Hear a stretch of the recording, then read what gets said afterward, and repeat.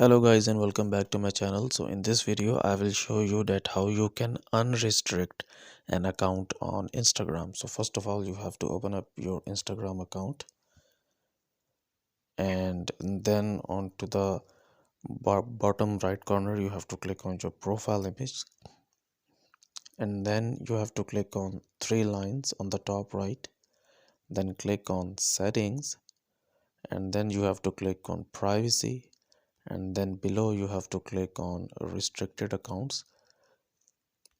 And in here you will get all the list of the accounts that you have restricted. So in my case I have restricted this account. So you can see an option over here, it says unrestrict. So you will click on this one, and now this account has been unrestricted.